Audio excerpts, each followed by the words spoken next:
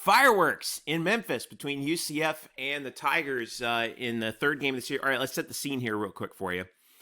Third game of the series. Teams have split the first two.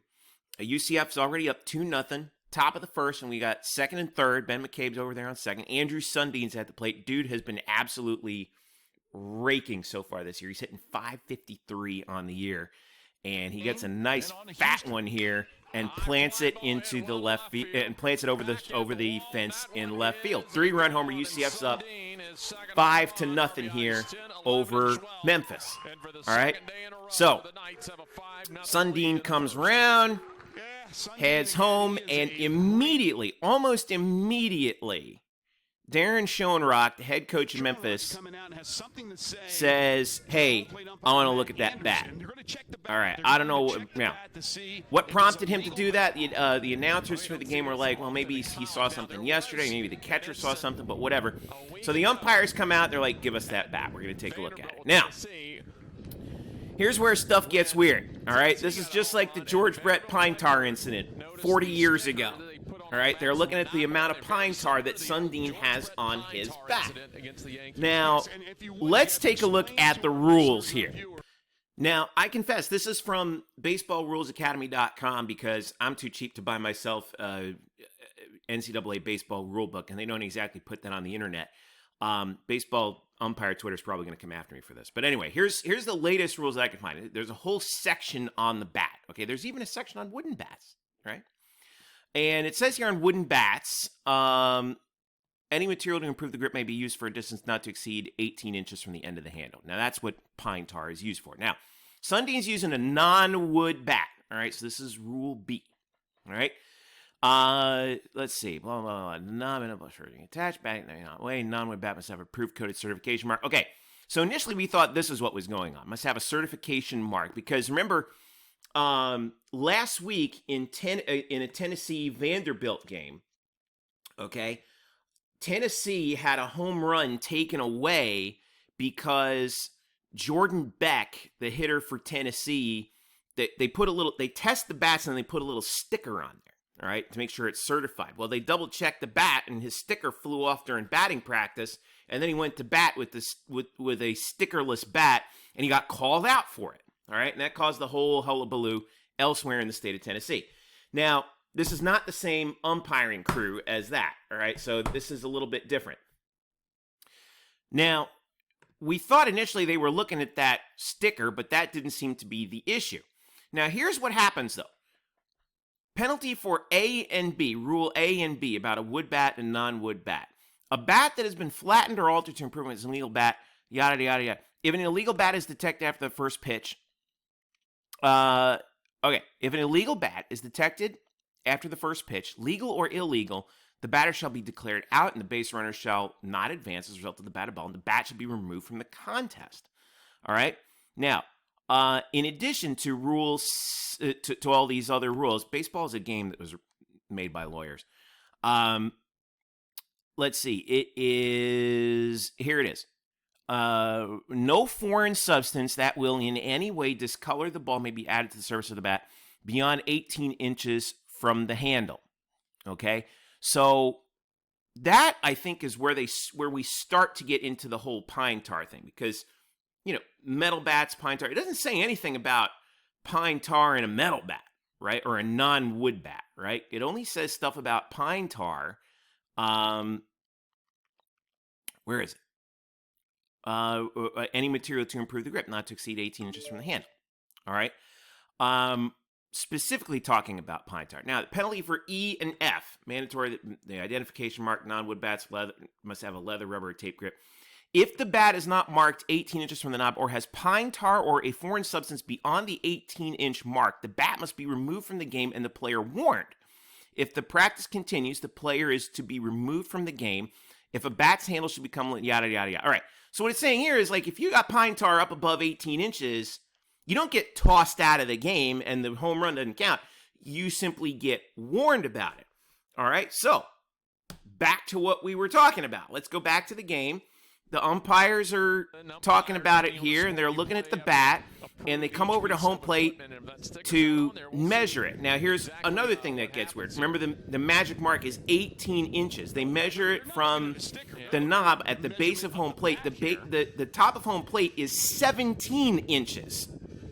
So they measure it, and they look at it, and they're like, oh, okay, this doesn't look right, and we're going to talk a little bit, and then they come over, and, all right, you know what we're going to do? You're out. Hey, wait a second.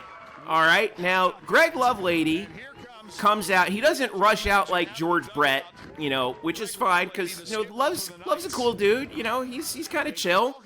Always has been.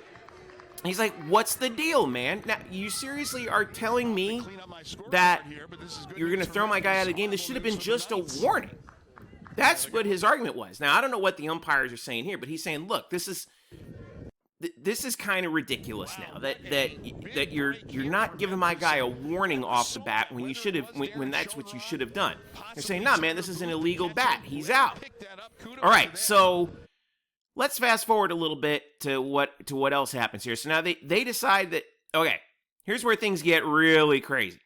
Now they take the bat to the back. They're gonna measure it downstairs at FedEx Park with the tape measure, 18 inches. Now Love's getting pretty upset because I'm sure he starts hearing people from Memphis right now start yelling at him, saying, "Hey, maybe you should use a non-legal or a non-illegal bat, man." And Love's like, "Hey, I'm not talking to you. Be quiet over there." And the umpire's like, hey, don't pay attention. And Love's like, you know what, screw you guys. This umpire's like, hey, you guys shut up.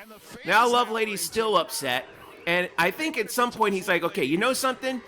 Here's what's going to happen. I have no idea.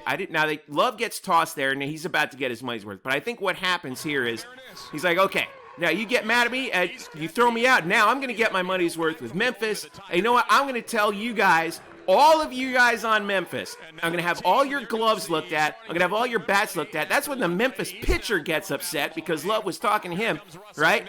And he's like, oh, you want to talk about my glove? Well, you be quiet. And then the umpire tosses him, and then Love's not even paying attention. So then the catcher tries to go at Lovelady, the Memphis catcher. They hold him back, and then this guy, I don't know who that is, but they're holding him back. And it's a whole holding back situation here, right? And the fans are getting crazy, and they're like, hey, tell Lovelady to go away. And this thing has just turned into a total mess. Meanwhile, they brought the bat back downstairs to actually measure it with the tape measure, okay? Now, fast forward a little bit here. They got a new pitcher out there. They took a commercial break, and they're bringing the bat. Then they bring the bat back out, and listen to the Memphis broadcasters here. And they rule it, by the way, an F7, so a fly out to left field, officially scored as a fly out to left field.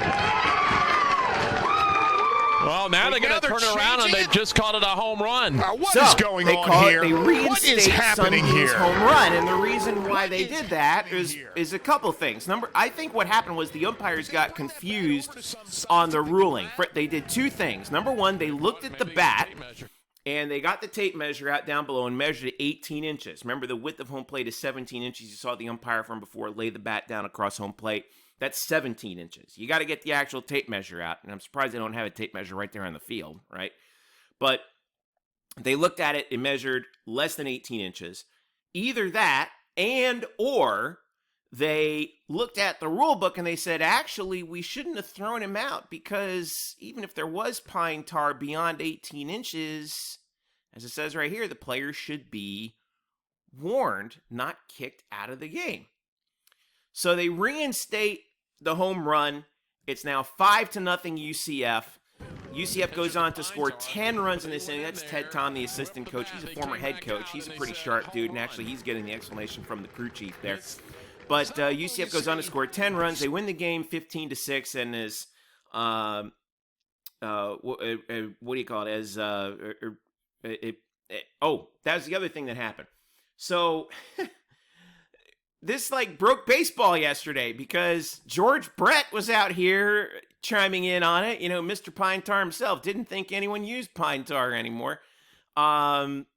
And then what else did he say? He was like, hey, he said something about like how he beat Greg Lumley out of the dugout or something.